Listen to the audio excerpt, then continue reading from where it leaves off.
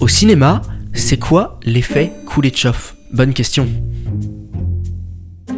Si tu vois cette séquence, tu te dis que tonton Hitchcock, c'est quelqu'un de mignon qui est attendri juste par l'enfant et sa mère. Mais si tu vois cette séquence, là, tu penses que tonton Hitchcock, c'est un gros vieux pervers qui est en train de mater les filles. Alors que les deux plans sur tonton Hitchcock sont exactement les mêmes. Avec cette expérience, on voit bien qu'on tire beaucoup plus d'interprétation d'un enchaînement de plans que d'un plan tout seul, isolé. Et je trouve que c'est une des expériences qui montre le mieux ce que c'est vraiment l'effet Kuleshov. Ça a donc été réalisé par le réalisateur soviétique Kuleshov dans les années 20 qui a fait énormément d'expériences sur la mise en scène et sur le montage. Dans sa version la plus connue de cette expérience, celle qui est souvent citée pour dire que le montage est au-dessus de tout, on y observe un homme. D'abord, le plan avec cet homme est suivi d'une image avec une enfant dans un cercueil. Là, l'homme paraît triste. Dans la deuxième séquence de cette expérience, le plan avec l'homme est suivi d'un plan avec une assiette. Là, on a l'impression qu'il a faim. Et puis ensuite, dans la troisième et dernière séquence de cette expérience, le plan avec l'homme est suivi d'un plan avec une femme.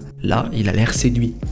Mais ce qui est drôle avec cette expérience, qui, je rappelle, est la plus connue pour citer l'effet Kuleshov, c'est qu'elle a jamais existé. Alors oui, Kuleshov il a fait beaucoup d'expériences autour du montage et de la mise en scène, mais celle-là précisément, il ne l'a jamais fait. Vu qu'on a plus les pellicules de cette expérience, on se base surtout sur les traces écrites, qui divergent tous au fur et à mesure des années et des auteurs.